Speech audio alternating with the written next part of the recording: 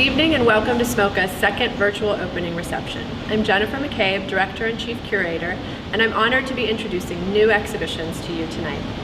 Before we get started, please join me in acknowledging and paying respect to the traditional custodians of the land we are on today, and they include the Salt River Pima Maricopa Indian Community, the Gila River Indian Community, the Ak-Chin Indian Community, Fort McDowell Yavapai Nation, and the Pascua Yaqui Tribe.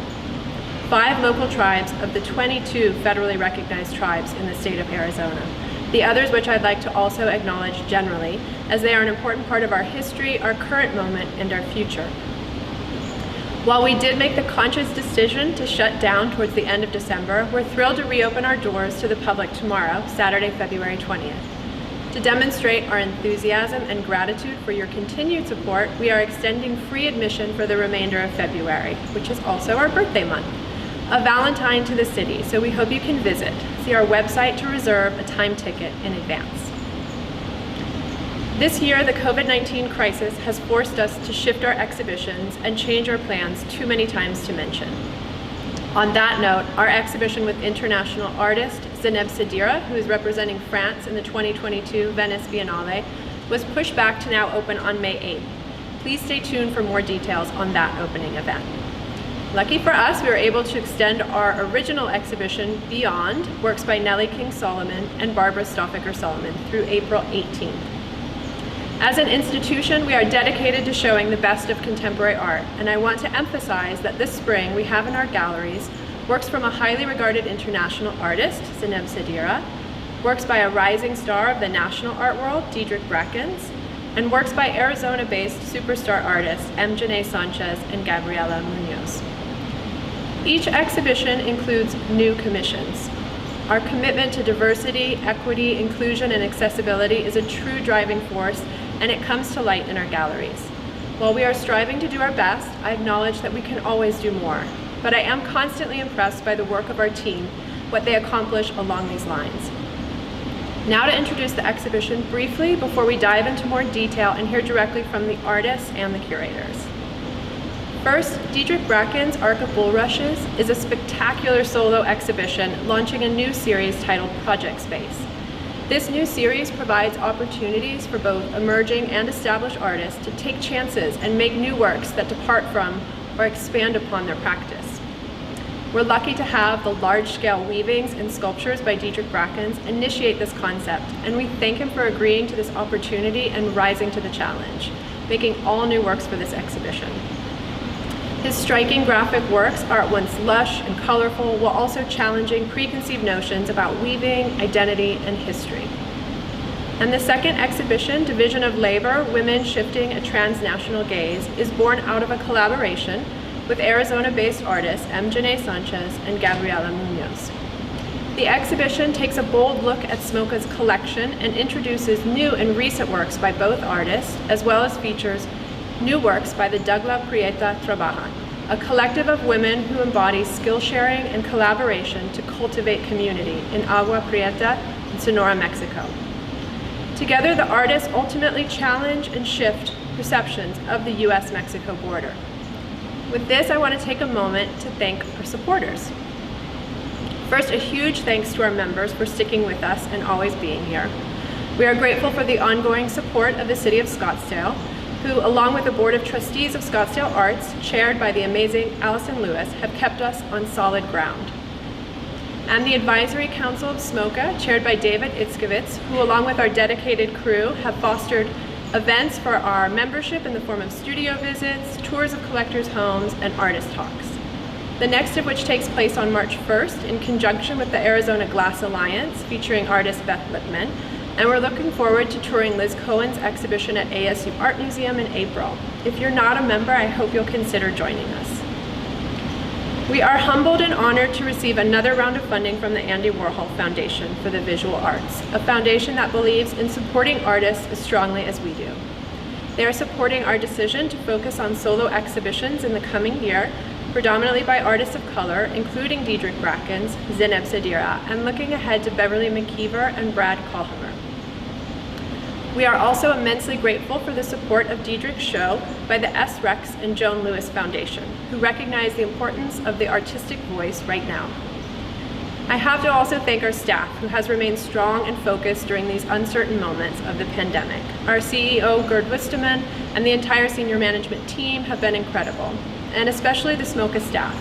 Valerie Ryan keeping our finances in line, Carrie Tovar getting the artworks here, there, and everywhere, Julie Gannis in her new role as Curator of Engagement and Digital Initiatives, who has run all of our virtual programs, this one included, Ravance Lanier designing all of the exhibition graphics, Rachel Miller for leading retail and admissions, Keisha Turley, who is always willing to step up and take on new projects like Division of Labor, Lauren O'Connell in her new role as Curator of Contemporary Art, and Laura Best leading the installation team in the most beautiful exhibitions and always making us look our best.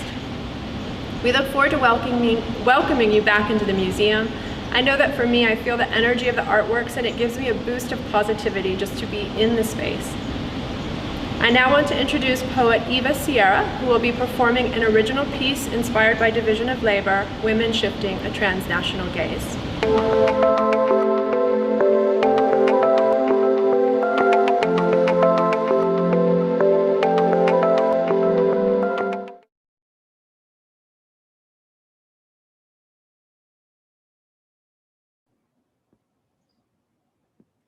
Hi, my name is Eva Maria Sierra. I would first like to start by recognizing that we are on occupied and stolen O'odham land. This poem is titled Mujer Desierto. It is an erasure poem mashed with original writing. The original text is a magazine article titled In the Arms of the Desert, the study of Sonoran saguaros, one of the world's tallest cacti, uncovers much about survival of other plants in this extreme climate, written by Jeffrey P. Kahn. It is to note, in this rendition, the word saguaro is replaced with mujer. The sun lights up a multitude. Here grow mujeres. Toward the clear blue sky, mujeres glisten a golden yellow as the sun reflects off their sharp spines. They dominate the landscape. Virtually everywhere they grow as to form more than their numbers. Mujeres dominate our desert and command our respect. Glimpses of the desert's intense summer sun, the consequences, worries, our desert flora. Few still inhabit rainfall. Mujeres have trunk-like columns rising from the ground. They have column-like arms that reach up extensively. Rain generates new growth. Rainwater, rainfall. Getting and storing water is only half the problem in the desert. Seedlings are difficult to find. They grow slowly. The only way to find them is on your hands and knees under a palo verde, ironwood or mesquite tree or other so-called nurse plants. Ultraviolet. To be a natural burning, the relationship between rainfall and mujeres, a legacy. A drought. Mujeres are adapted to survive. Large white flowers that open at night, while most pollinators spread pollen from plant to plant while they accidentally dust the flower while collecting nectar. Pyrrolin moths deliberately brush their pollen-covered abdomens against the flower, actively pollinating it. My father wishes he could afford to pay my tuition. I wish I could afford to pay his mortgage. It is my understanding that we are born with something to nurture. Life force comes from the sun. A being surviving off sheer brilliance must be celebrated. Vast stretches of plains withstand low rainfall. They thrive in the desert. The reason? The most sensitive parts can acclimate themselves over several days or months or even years. Occasionally, an Arctic blast of cold air descends onto the desert. Mujeres engendered a false impression of how dangerous they can be. Thank you.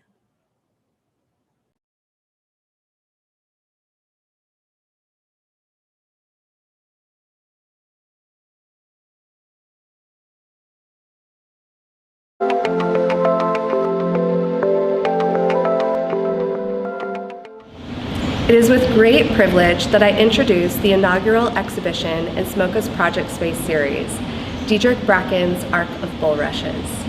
Project Space invites contemporary artists, emerging and established, to share new directions in their practice and engage in conversations that are crucial to the times we are living. It is our hope that this series will equally challenge the artist, audience, and institution to take risks and expand perspectives about the way art is practiced, seen, and represented. We are thankful to those who support these efforts, especially Tamara Weiss for being the first to believe in our vision. Dedrick Brackens' Arc of Bulrushes presents all new works by the LA-based artist, including large-scale weavings, woven sculptures, and photography. Known for his weavings about Black and queer histories, it is in this exhibition that Brackens premieres his sculptures in the form of basket boats and performative photography with the sculptures in nature. To document Brackens' process and to celebrate the artist's first solo exhibition in the Southwest, SMoCA has commissioned a documentary-style film directed by Christian Bruno and Natalia Vicic. Tonight, you will see a preview of the film, which will debut over the next week in the galleries and online. Additionally, we have produced a small publication with an in-depth essay, as well as images of select works. The sewn-bound booklet is available for purchase in SMoCA's store. Over 3 years ago, Dedrick and I began a discussion about this exhibition. At the time, he was shifting his practice from abstract textiles towards including figurative silhouettes in his weavings. After all this time, I am so pleased that his work has received much attention, and I am even more pleased to support further expansion of his practice. So first I'd like to thank Lauren O'Connell for believing in me and really supporting me before Arc of Bulrushes was even conceived and knowing that we would bring a project to the public. I'd also like to take this moment to thank Laura Best, the exhibition manager, and James Coyne, the lead preparator, who helped fabricate a lot of the structures that support the work in the show. I am so excited to bring these sculptures and photographs into my practice and really think about where the work is headed. Thank you all for supporting the show. We would like to thank the generous supporters of this exhibition, the S. Rex and Joan Lewis Foundation, and the Andy Warhol Foundation for the Visual Arts. I would also like to thank Jack Shaman Gallery in New York and Various Small Fires, Los Angeles, Seoul, and SMoCA's team. Thanks most of all to Dedrick for sharing his poetic practice and artwork in Arc of Bulrushes. Before we watch the preview of the film, we would like to acknowledge and pay respect to the original custodians of the land in Tujunga, California, where filming and photography took place. They include Gabrielino Tongva Nation, Ferdinandino Tata Viam Band of Mission Indians, and the Kizh Nation. And now, a teaser of Dedrick Brackens' Arc of Bulrushes, filmed and directed by Christian Bruno and Natalia Vicic.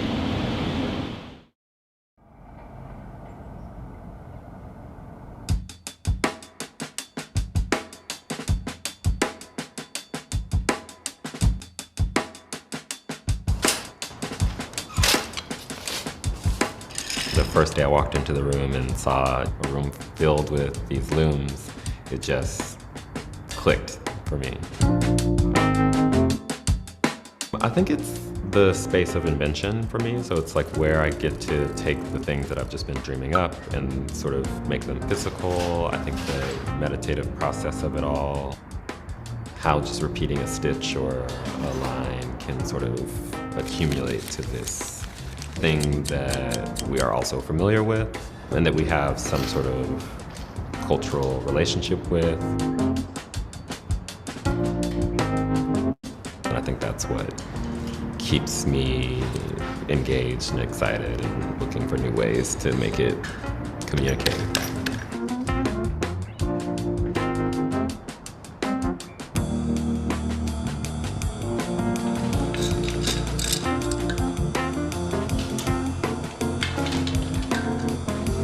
I mean, I think that there are days where it's hard and every inch is like a battle. Then there are times where it's like, 4 hours kind of melt away and I'm like, oh, it's dark outside.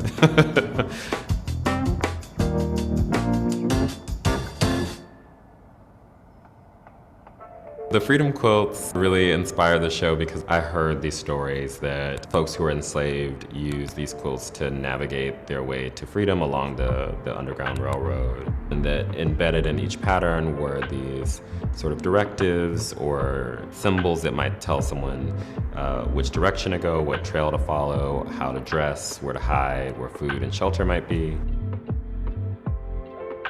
Was this great jumping off spot for me to think about ways that people have used textiles to signify or to quietly speak to each other. In the ways that Black folks are still thinking through police brutality and how to just be safe in your own body. Queer folks have also had this history of trying to signal to each other and to not signal so much to the world. Personally, I belong to all of these groups of folks who are trying to navigate the world safely.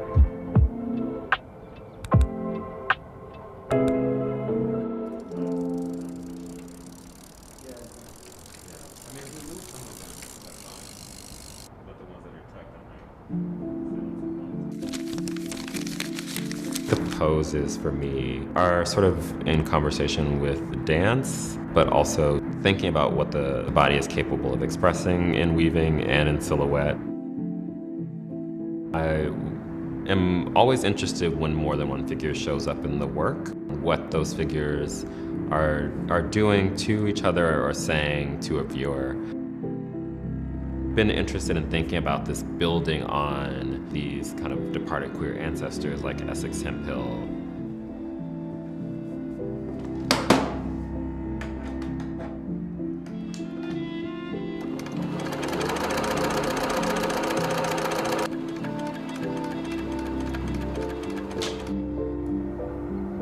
There are these figures, some of which are kind of erupting from the tapestry or sort of reaching out towards the skies or in these kind of ecstatic moments of kind of joy or self-revelry.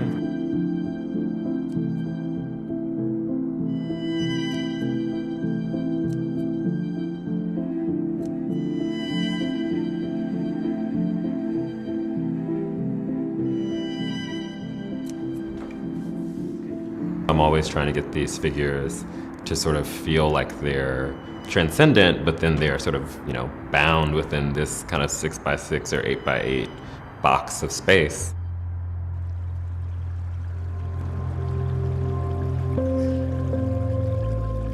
Myth has always been this intense interest of mine. I remember being read all of these Bible stories when I was a child. The fantastical images that those stories paint have always been there for me.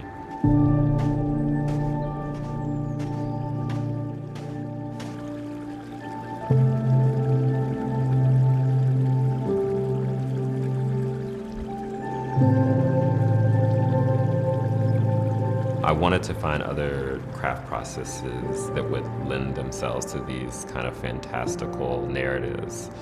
So I really started to think about how could I employ baskets as a tool for kind of self-liberation. And for me, it was like, well, if you can make a basket big enough, could you float away in it? And is this something that one could do in a clandestine manner or in plain sight?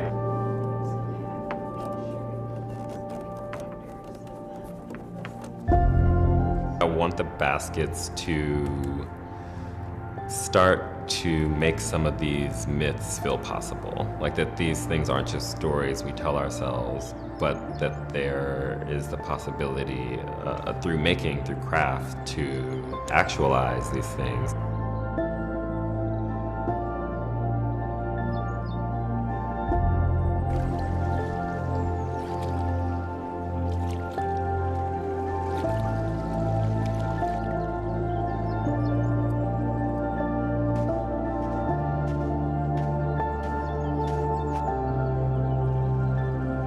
It was important to take the baskets back into nature, to speak to how folks have been dispossessed from nature.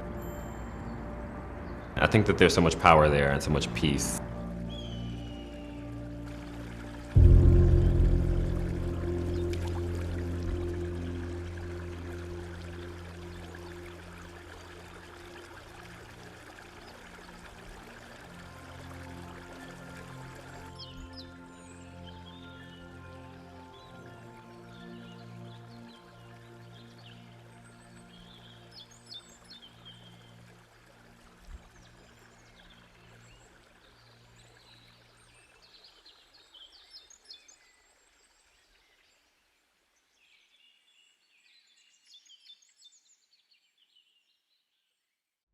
Hi, my name is Lauren, and I am the Membership and Events Manager at Scottsdale Arts. Do you believe in the power of art? I believe that art has the power to engage our imaginations, to challenge our perceptions, and to evoke real change. I believe that art has the power to strengthen and nourish a community, and to heal a wounded soul. If you believe in the power of art, please champion our mission now. Join thousands of art lovers in making a donation to SMOCA or by becoming a Scottsdale Arts One member today. Your gift provides our organization critical relief while sustaining the programs you adore at Scottsdale Arts. Plus, your generosity enables us to provide impactful and accessible arts programs for hundreds of thousands of Arizonans, both in person and virtually. Please visit give.smoca.org and consider making a donation or becoming a One member today. Thanks for your support.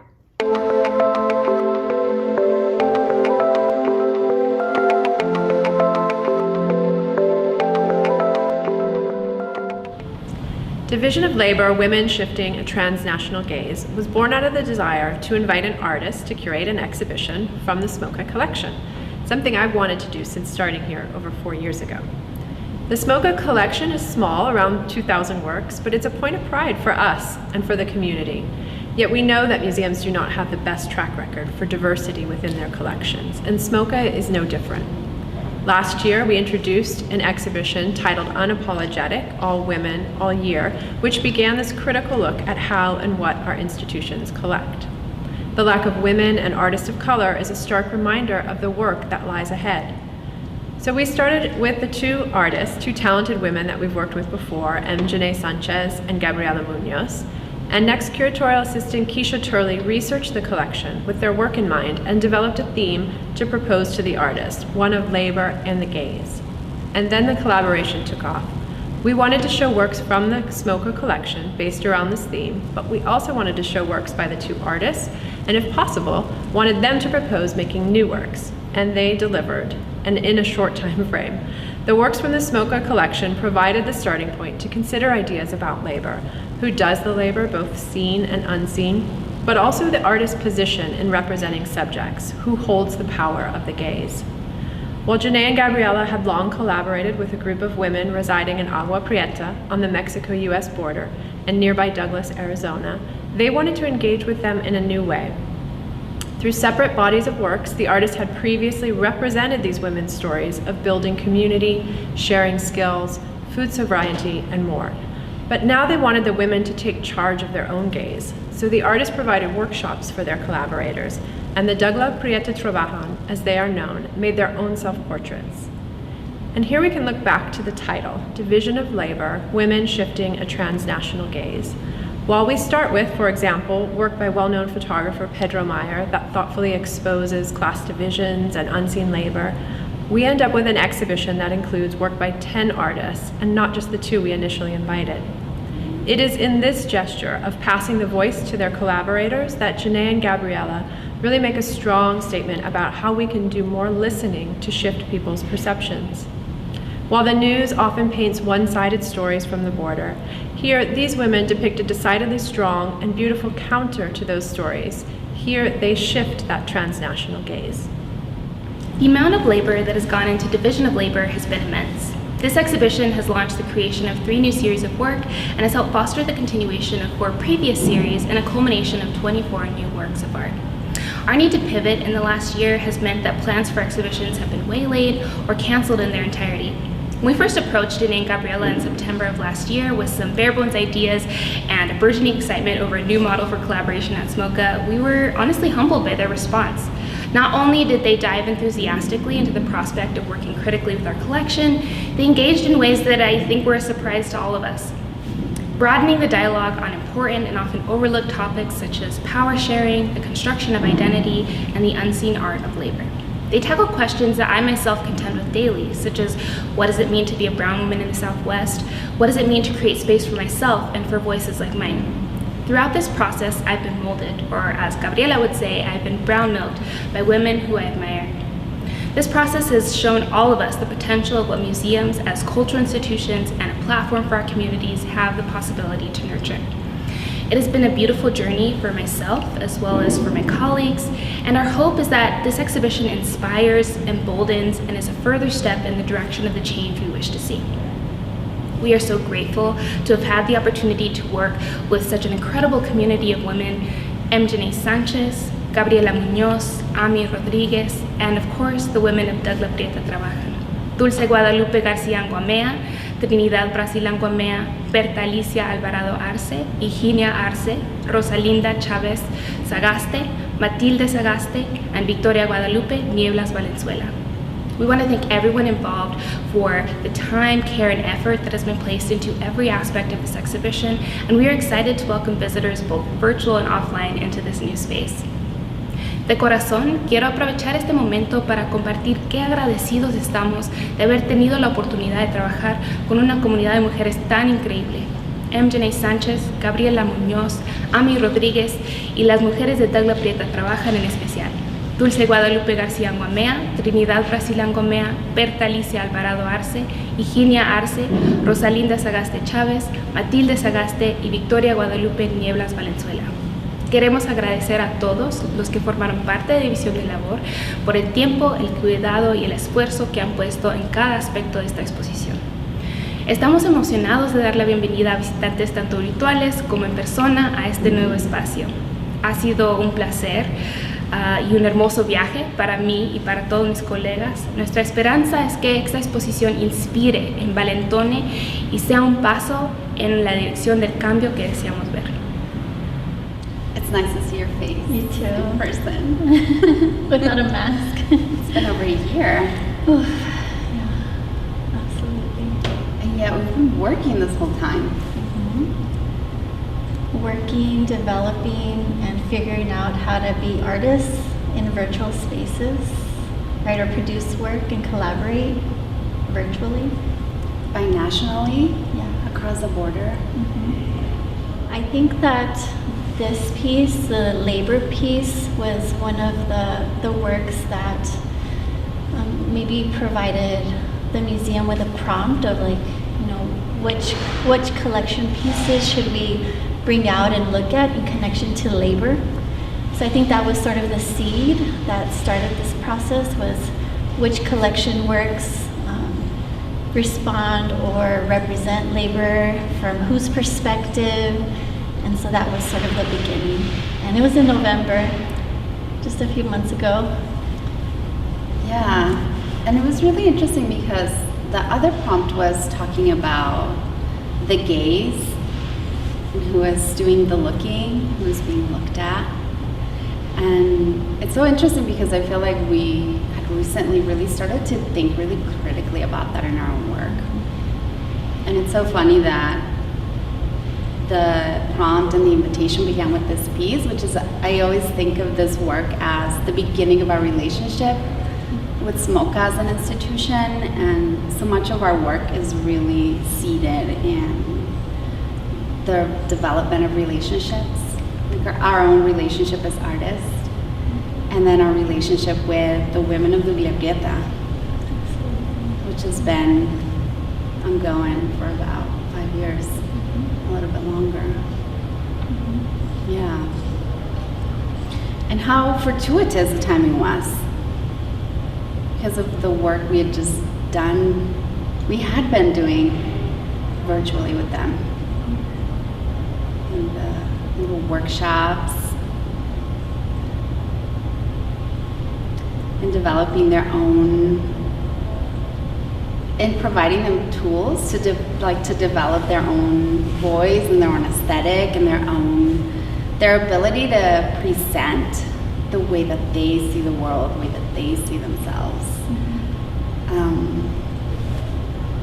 It's been a real privilege to see that, like to be able to foment and support that development, because they've supported our work so much.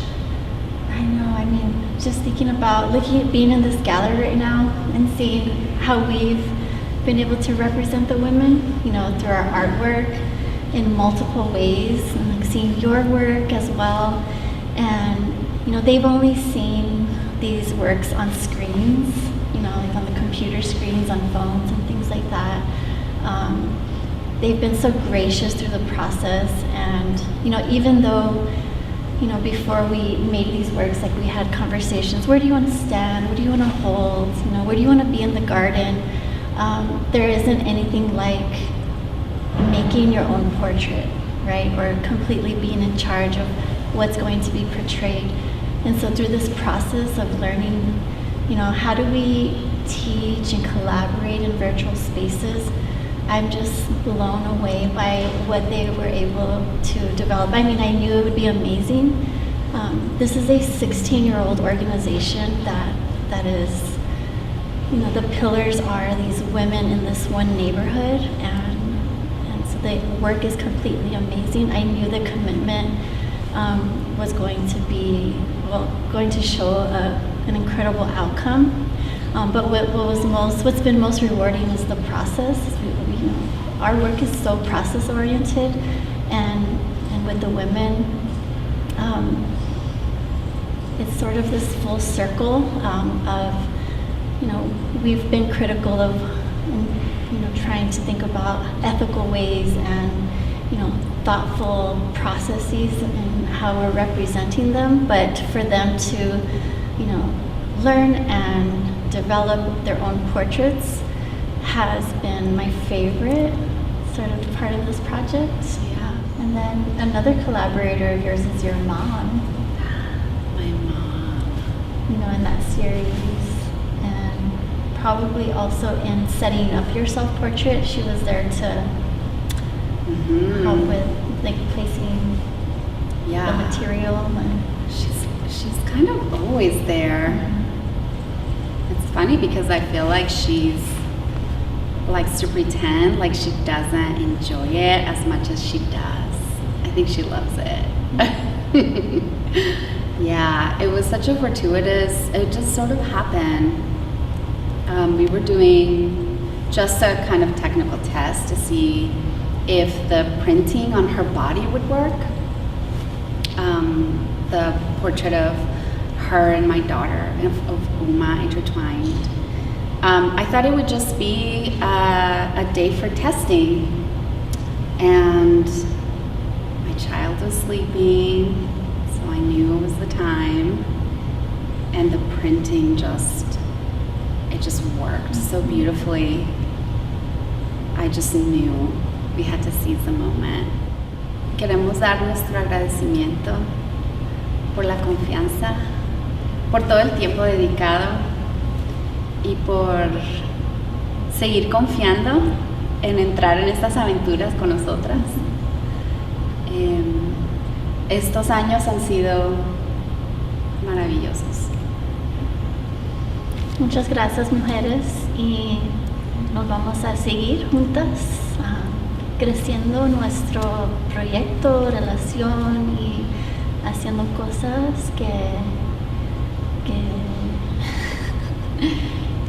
que nos llenen de alegría, que nos llenen de nutrición. De nutrición, sí. En todo el sentido, físico, espiritual, artístico. Muchas gracias. Muchas gracias.